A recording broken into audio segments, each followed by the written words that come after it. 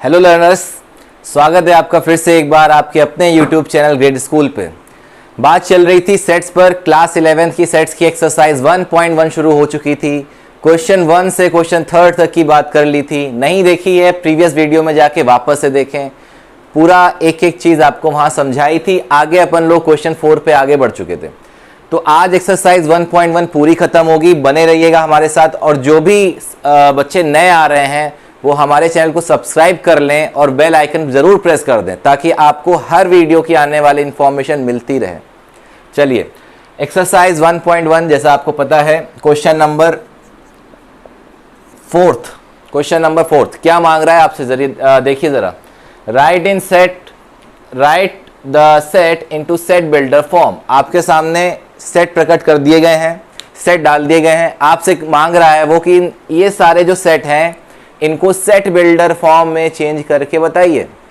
Set builder form का मतलब जहां पर एलिमेंट आंखों से छुपा लिए जाते हैं, जहां पर एलिमेंट्स आपको दिख नहीं रहे होते हैं, एक रूल के द्वारा, एक डेफिनेशन के द्वारा वो सारे एलिमेंट लिख दिए जाएंगे। दिखेंगे नहीं लेकिन लिखे जरूर होंगे। यहां पर ये फॉर्म आप देख पा रहे हो सेट की। इस फॉर्म को सेट की रोस्टर फॉर्म बोलते हैं। याद है आपको, जहां पर सारे एलिमेंट आपको अलग अलग दिखाई दे रहे हैं, ढूंढने नहीं जाना है। लेकिन अभी इसको हमें किस में चेंज करना है भैया? सेट बिल्डर फॉर्म में। सेट बिल्डर फॉर्म क्या बोलती है, पहले तो एक बार यहां पे जरा जान लो। सेट बिल्डर फॉर्म, ये सब कुछ बताया हुआ है लेकिन फिर से आपके लिए रिकॉल कर रहे हैं। सेट बिल्डर फॉर्म में जब भी किसी सेट को बिठालना है तो पहले तो सेट खोलोगे। सेट के अंदर पक्का एलिमेंट आएंगे। हर एलिमेंट को हम एक्स नाम दे देते हैं। हर आदमी जो है वो एक्स की तरह बिहेव कर रहा होगा। अच्छा, अब ये एक्स है कौन, इसके बारे में बताते हैं। ये एक्स है कौन, किस तरह का आदमी है, किस तरह का व्यक्ति है, वो यहां बताते हैं। तो इसकी प्रॉपर्टी बताते हैं, एक्स की क्या विशेषता है वो बताते हैं, और बस ये सेट अपने आप को बंद कर लेता है। खत्म हो गई, यही सेट बिल्डर फॉर्म है। चलो जानते हैं। अब जैसे अगर इस सेट को हमें सेट बिल्डर फॉर्म में लिखना है तो पहले तो सेट खुलेगा, एलिमेंट आएंगे, आ गए, एक्स के नाम पे एलिमेंट आ गए। अच्छा, अब जानो जरा ये एक्स किस प्रॉपर्टी को फॉलो कर रहा है। ये भी एक्स है, मैंने बताया कि हर एक आदमी एक्स है। अब ये हर एक आदमी किस रूल को फॉलो कर रहा है, किस प्रॉपर्टी को होल्ड कर रहा है, जरा समझिए। पहला एलिमेंट 3, फिर 6, फिर 9, फिर 12। क्या आपको ये 3 की टेबल नहीं नजर आ रही? 3 के मल्टीपल नहीं नजर आ रहे हैं? अगर आ रहे हैं तो लिख दो, बस इतना ही तो बताना है। 3 का मल्टीपल, 3 के मल्टीपल को 3m लिख सकते हैं। 3 के मल्टीपल को 3m लिख सकते हैं। 3 का मल्टीपल हो गया। m की जगह जिस दिन 1 डालोगे क्या आएगा? 3। जिस दिन 2 डालोगे 3 2 जा 6। जिस दिन m की जगह 3 रखोगे 3 3 जा 9। जिस तरह m की जगह 4 रखोगे 3 4 जा 12। सारे एलिमेंट दिख रहे हैं, लेकिन उनको बता दो कहां से कहां तक रखना है, क्योंकि ये भागता नहीं गया। ये कहां से शुरू हुआ है? m की वैल्यू 1 से रखने पे शुरू हुआ है। m की वैल्यू 1 रखने से शुरू हुआ है, और कहां तक रखी गई है वैल्यू? 4 तक रखी गई है। क्योंकि 4 के जैसे ही आप आगे जाओगे, यहाँ 5 डाल दोगे m की जगह, तो 3 5 जा 15 मिलना शुरू हो जाएगा। हमें तो 12 पे रुकना है, 12 पे विश्राम देना है। तो वैल्यू कहां से कहां तक गई भैया? 4 तक। अच्छा, ऐसा नहीं कि डेसिमल नहीं वैल्यू रख सकते हो, तो हमें नेचुरल नंबर वाली ही वैल्यू रखनी पड़ेगी। 1 और 4 के बीच तो बहुत सारी डेसिमल वैल्यू भी आती हैं। ये नहीं कि 1.1 रख दिया तो आंसर 3.3 आ जाएगा। तो उन्हें ये भी बता दो कि हमें नेचुरल नंबर रखनी है। 1 रखनी है, 2 रखनी है, 3 रखनी है, 4 रखनी है। क्या बात समझ में आ गई? खत्म हो गया। एक्स लिखा, उसकी प्रॉपर्टी लिखी, काम खत्म हो गया। सेट बिल्डर फॉर्म आ गई। इसी तरह अगला सोचते हैं। चलिए आइए, सेट बिल्डर फॉर्म बनानी है। एक्स लिखा। अब जरा ध्यान दो, इस बार एक्स किस रूल को फॉलो कर रहा है? हर एक एलिमेंट अपने आप में एक्स है, मैं बता चुका हूं। हर एक एलिमेंट अपने आप में एक्स है। बस एक्स की विशेषता पकड़ो, एक्स की प्रॉपर्टी पकड़ो। देखो भैया, पहला एक्स था 2, फिर 4 बना, फिर 8 बना, फिर 16 बना, फिर 32 बना। क्या प्रॉपर्टी होल्ड कर रहा है? क्या आपको लग रहा है ये 2 की पावर में आगे चल रहा है? ये 2 की पावर 1 है, फिर 4 क्या होता है? 2 की पावर 2। 8 क्या होता है? 2 की पावर 3। तो ये आप देख पा रहे हो कि हर एक एलिमेंट 2 की आगे वाली पावर बनता जा रहा है। तो पावर को लिखने का तरीका ये होता है, 2 की पावर n लगा दिया। बात फिर से वही है कि पावर तो लगा दी, लेकिन सर पावर गई कहां तक है? पावर शुरू कहां से हुई है और खत्म कहां पे हुई, ये आपको बताना बहुत जरूरी है। तो ये पावर शुरू हुई थी n इक्वल टू 1 रखने पर, क्योंकि जिस दिन आप n की जगह 1 रखोगे आपको पहला एलिमेंट मिलेगा। 2 की पावर 1 रखने पर 2 मिलेगा। और कहां पे आखिरी मिलेगा? जब आप 2 की पावर को 5 पे खत्म करोगे। 5 पे खत्म करोगे तो 2 की पावर 5 आपको 32 देके जाएगा। क्या बात क्लियर हो रही है? क्या बात क्लियर हो रही है? चलिए अच्छा फिर से बता देते हैं कि पावर डेसिमल में नहीं रखनी है, पावर फ्रैक्शन में नहीं रखनी है, ये सारी पावर होनी क्या चाहिए, नेचुरल होनी चाहिए। नेचुरली तो चाहिए ना, क्योंकि आप पावर 1.1 तो नहीं रख दोगे ना, 4 लाना है तो 2 रखना पड़ेगा, 3 रखना पड़ेगा, 4 रखना पड़ेगा, 5 रखना पड़ेगा, ये सब है क्या, ये सब नेचुरल है, तो आपको बताना पड़ेगा ये नेचुरल नंबर का सेट। चलिए हो गया। आइए अगला जानते हैं, अगला जानते हैं। यहां पर जरा फिर से वही चीज, x आया, अब x बोलेगा कि हम हैं कौन, x अपने आप को पहचान करवाएगा अपनी, तो x की पहचान यहीं से होगी। जरा समझिए भैया, ये 5 है, फिर 25, फिर 125, फिर 625, नजर आया कौन सा रूल है, नजर आया। ये 5 की पावर 1 है, फिर 25 5 की पावर 2 होता है, 125 5 की पावर 3 होता है, नजर आ रहा होगा आपको आई थिंक। 5 की पावर 1 है, ये 5 की पावर 2 है, ये 5 की पावर 3 है, ये 5 की पावर 4 है। तो ये सारे के सारे जो x हैं वो 5 की पावर में नाच रहे हैं, तो 5 की पावर लगा दो भैया। अब ये पावर कहाँ से कहाँ के बीच घूमी है ये बता दो उनको, पावर कहाँ से कहाँ के बीच घूमी है। पावर की शुरुआत हुई है 1 से और कहाँ पे खत्म हुई है भैया, 4 पर। और ये सारी पावर फिर से कौन सी थी, नेचुरल थी। ये सारी पावर फिर से कौन सी थी, नेचुरल थी। तो ये था अपना रोस्टर फॉर्म, जिसका फिर से आ गया सेट बिल्डर फॉर्म। चलिए अगला देखते हैं। 2 4 6, बहुत आसान छुटकू सा क्वेश्चन है। 2 4 6 x लिखा। अब आपको दिख रहा है ये 2 4 6 होने क्या मतलब है, 2 की टेबल कहाँ से कहाँ तक गई, 2 की टेबल का मतलब 2m लिख दें, 2m लिख दें, 2 की टेबल बन जाएगी। m की जगह 1 रखोगे 2 आएगा, m की जगह 2 रखोगे 4 आएगा, m की जगह 3 रखने पर 6 आएगा। तो बता दो m कहाँ से कहाँ तक रखना है अपन को, 1 से 3 तक रखने पर सारी चीज़ें मिलेंगी। ये भी बता दो कि m रखना कहाँ से है, नेचुरल नंबर वाले सेट से। होल इंटीजर नहीं, आप क्या कहते हैं फ्रैक्शन वैल्यू नहीं ला सकते हो, आपको वही नंबर रखने हैं जहाँ पे हमें ये चीज़ें मिले। 2 1 जा 2, 2 2 जा 4, 2 3 जा 6। ये नहीं कि m की जगह 1/2 रख दिया तो 1 आ जाएगा, ठीक है। तो नेचुरल नंबर ही रखने। अच्छा अगला देख लेते हैं। 1 आया, 4 आया, 9 आया और 100 आया। कुछ समझ में आया क्या आपको? 1 किसी का स्क्वायर, 1 का स्क्वायर, 4 किसी का स्क्वायर, 2 का स्क्वायर, 9 किसी का स्क्वायर, 3 का स्क्वायर, और आखिर में जाके कहाँ तक का स्क्वायर पहुंचा, 10 का स्क्वायर। तो इसका मतलब ये सारे नंबर किसी के स्क्वायर चल रहे हैं।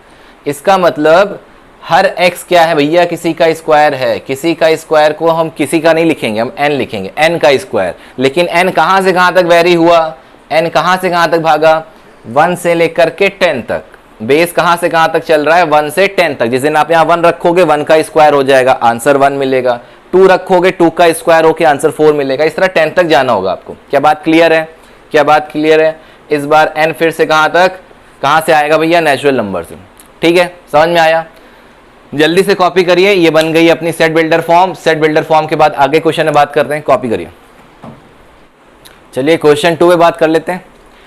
x such that x is an odd natural number। आपको करना क्या, पहले ये देख लो, list all the elements of the sets. ये जो आपको सेट्स दिए गए हैं इनके सारे एलिमेंट को लिस्ट करना है। अगर दूसरे शब्दों में बोले तो ये फिर से कहीं ना कहीं आपसे रोस्टर फॉर्म में चेंज करवाना चाह रहे हैं, क्योंकि रोस्टर फॉर्म ही एक ऐसी फॉर्म है जहां पे सारे एलिमेंट आप अलग अलग लिस्ट करते हो। ठीक है, चलिए रोस्टर फॉर्म बदलते हैं भाई, लिस्ट कर लेते हैं element. x is an odd natural number. पता है आपको ऑड नेचुरल नंबर कहाँ शुरू होते हैं, 1 से, फिर अगला ऑड 3, फिर 5, फिर 7। अब इन्होंने ये नहीं बोला है कहाँ तक जाना है, तो बस यहाँ पे आप लगा दो डॉट डॉट, चलता जाएगा, ये जहाँ तक जाना होगा इसकी मर्जी देखेगा। ठीक है, आइए बी पे बात करते हैं। x such that x is an, x के लिए बताया गया भैया ये कि -1/2 से 9/2 पे 2 के बीच बैठा हुआ ये, लेकिन साथ ही साथ ये कैसा है, इंटीजर है। इंटीजर में फ्रैक्शनल वैल्यू नहीं आती है। तो चलो भैया -1/2 का मतलब तो आपको पता ही होगा, -1/2 का मतलब 0.5 और 9/2 का मतलब 4.5। तो कौन कौन से ऐसे इंटीजर आप पकड़ के ला सकते हो जो इनके बीच आते हो, -0.5 और 4.5 के बीच? तो अगर आप ध्यान से सोचो तो आपको पहला इंटीजर मिलेगा 0, 0 के बाद 1, 1 के बाद 2, 2 के बाद 3 और 3 के बाद 4। यही इंटीजर होते हैं ना। 4 के बाद 5 पे तो नहीं जा सकते हो, क्योंकि 4.5 के जाने की आगे मना कर दिया उसने। तो 4 तक ही आप रुकोगे और यही सारे इंटीजर होंगे जो यहाँ पे इनकी बात की गई थी।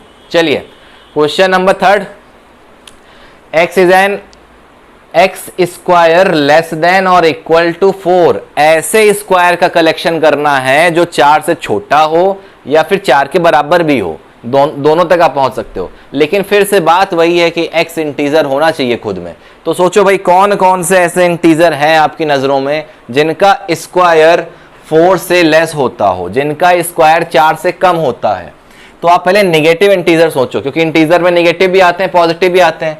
नेगेटिव इंटीजर में अगर आप सोचो तो क्या आपको लग रहा है कि -3 का स्क्वायर करोगे तो क्या 4 से छोटा होगा?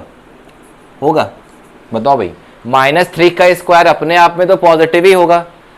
Squares of negative number are also positive. तो -3 का स्क्वायर तो 9 बन जाएगा भैया, ये तो 4 से बड़ा निकल गया, 4 से बड़ा निकल गया। मेरे को क्या चाहिए? ऐसे स्क्वायर चाहिए जो 4 से छोटे हों या फिर 4 के इक्वल हो। तो अगर -3 बड़ा निकल गया, -2 के बारे में सोच लो, क्या दिक्कत है? -2 का स्क्वायर कितना होता है? 4 होता है। और क्या 4 को हम लेस देन और इक्वल टू 4 रख सकते हैं? बिल्कुल रख सकते हैं। यानी पहला नेगेटिव इंटीजर कौन सा काम में आया? -2। और सोचो नेगेटिव कौन मिलेगा? -1 का स्क्वायर। -1 का square is 1 and 1 is less than और इक्वल टू 4, राइट? होता है। तो -1 यहाँ फिर से आएगा। अच्छा, -1 क्या और आगे बढ़ते हैं? नेगेटिव तो खत्म हो गया, क्योंकि नेगेटिव -3 के अगर आप आगे जाते जाओगे -4, -5, -6, उन सब के स्क्वायर 4 से बड़े हो जाएंगे। मेरे को 4 से छोटे चाहिए, तो नेगेटिव में इतने मिल गए। अब सोचो 0 का स्क्वायर। 0 का स्क्वायर 4 से छोटा होता है क्या? बिल्कुल होता है, तो 0 आएगा। नेगेटिव हो गया, 0 हो गया। अब पॉजिटिव इंटीजर के बारे में सोच लो। पॉजिटिव इंटीजर में पहला नंबर 1 का, क्योंकि 1 का स्क्वायर अगेन लेस देन और इक्वल टू 4। फिर कौन आएगा अगला? 2। क्यों 2 क्यों आ गया? क्योंकि 2 का स्क्वायर अगेन लेस देन और इक्वल टू 4। 2 का स्क्वायर कितना होता है? 2 का स्क्वायर क्या 4 से इक्वल होता है क्या? बिल्कुल होता है। तो 2 का स्क्वायर भी यहाँ आएगा, मतलब 2 भी एलिमेंट आएगा। फिर 3 के बारे में सोचो। 3 का स्क्वायर 9 होता है। चला गया आगे। इसका मतलब 3, 4, 5, 6, 7 ये सारे इंटीजर आगे जाने वाले, मेरे को उनको नहीं लेना है। मेरे को सिर्फ वो इंटीजर पकड़ने थे जो 4 से छोटे रहे, जिनका स्क्वायर 4 से छोटा या इक्वल रहे, और वो इंटीजर आपके सामने आ गए। ठीक है, हो गए सारे एलिमेंट लिस्ट कर दिए। अगला क्वेश्चन बहुत आसान। x एक ऐसा लेटर है, x की प्रॉपर्टी बताई गई। x एक ऐसा लेटर है जो इस वर्ड में आता हो। किस वर्ड में? लॉयल। तो लॉयल में कौन कौन से लेटर आते हैं? सोचो, लॉयल में कौन कौन से लेटर आते हैं? देख लो, L आया है, फिर O आया है, फिर Y आया है, फिर A आया है, और फिर से L आया है। लेकिन सेट में दोबारा तो किसी को नहीं एंट्री दिलाते ना, एक बार L आ चुका है तो बस ठीक है। तो ये आ गए, ये सारे लेटर हैं जो इसमें आते हैं। ठीक है भैया, चलिए अगली बात। x such that x is a month of year not having 31 days. ऐसे मंथ का कलेक्शन करना है जिनके पास 31 डेज नहीं होते हो। तो सोचो भाई कौन कौन से ऐसे मंथ हैं, तो आपको पता ही होगा। जनवरी तो 31 की होती है, तो पहले आएगा फरवरी। फिर मार्च होता है आपका कितने का? 31 का, तो मार्च नहीं आएगा। इसके बाद अप्रैल आएगा जो 31 का नहीं होता है। उन्होंने मेरे से मांगा है जो 31 डेज ना दें। अप्रैल के बाद मई फिर से 31 की होती है। मई के बाद आएगा अपना जून। जून यहाँ पर आएगा, जून के पास 30 डेज होते हैं। जुलाई अगस्त फिर से 31 डेज के। फिर इसके बाद सितंबर अक्टूबर फिर से 31 डेज का नहीं आएगा। नवंबर आएगा, क्योंकि नवंबर के पास 31 डेज नहीं होते। जिनके पास 31 डेज नहीं आते हैं वो मंथ हमें कलेक्ट करने पे आ गए। ठीक है, सिर्फ 5 मंथ्स ऐसे होते हैं जिनके पास 31 डेज नहीं होते हैं। चलिए, तो ये हम लोगों ने लिस्ट कर लिए। इसमें 2 पार्ट हैं, आगे कवर करते हैं। चलिए इतना कॉपी करिए। चलिए बचा हुआ पार्ट देख लेते हैं आपका। x such that x is an consonant in the English alphabet which precedes k। Consonants इकट्ठे करने हैं इंग्लिश में जो कि k के पहले आते हो। प्रीसीड्स k का मतलब k से पहले आने वाले। तो कौन कौन से कॉन्सोनेंट्स हैं? ABCD तो आती होगी सभी को। शुरुआत कर लो भैया A से। A से शुरुआत करते ही पहला वॉवेल मिलेगा। वॉवेल आना नहीं है तो कौन आएगा कॉन्सोनेंट के नाम पे? B आएगा, C आएगा, D आएगा। इसके बाद E की बारी है, लेकिन E again is not a consonant, तो E नहीं आएगा। F आएगा, G आएगा, H आएगा, और I की बारी फिर से नहीं आएगी क्योंकि I again is a vowel. F G H I, तो फिर इसके बाद अगर I नहीं तो J तो आएगा ही, और इतना ही आएगा भैया। सेट के अंदर इतना ही सामान होगा क्योंकि इन्होंने मांगा था K से पहले आने वाले कॉन्सोनेंट, और वो यही हैं। तो ये आपका लास्ट पार्ट था क्वेश्चन नंबर 5 का, जिसमें आपको एलिमेंट लिस्ट करने थे। ये हो गया एकदम लास्ट क्वेश्चन इस एक्सरसाइज का, क्वेश्चन नंबर 6, जहां पे आपसे मैचिंग करवाई जा रही है। ये पूरी एक्सरसाइज आपको क्या सिखा रही पता है? ये पूरी एक्सरसाइज आपको सिखा रही है कि आप अच्छी तरह से परिचित हो जाओ सेट बिल्डर फॉर्म और रोस्टर फॉर्म से, रोस्टर से सेट बिल्डर फॉर्म जाना, सेट बिल्डर से रोस्टर फॉर्म आना, ये सारी चीज़ों का परिचय आपको अच्छी तरह से हो जाना चाहिए, क्योंकि आगे आने वाली एक्सरसाइज के दौरान फिर आपको ये प्रॉब्लम ना फेस हो कि रोस्टर फॉर्म लिखी हुई है, सेट बिल्डर फॉर्म लिखी हुई है, आप समझ ही नहीं पा रहे हो कि सेट है क्या ये। तो इससे अच्छी तरह से परिचित हो जाओ, इसीलिए इन्होंने फिर से एक मैचिंग करवाई आपसे।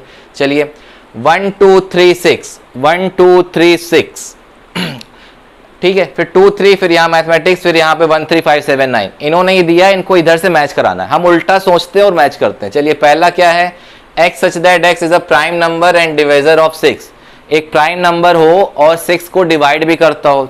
सोचो ये सारे नंबर 6 को डिवाइड करते हैं, आपको दिख रहे होंगे 1 2 3 6, सारे 6 को डिवाइड करते हैं, डिवाइजर है 6 के, असली डिवाइजर है, लेकिन ये प्राइम नहीं है। यहाँ पे एक वर्ड और लगा हुआ है बेटा, ये प्राइम, तो इसको आप क्या कहते हैं, इससे मैच मत कराना। प्राइम का मतलब शुरुआत कहाँ से, 2 से।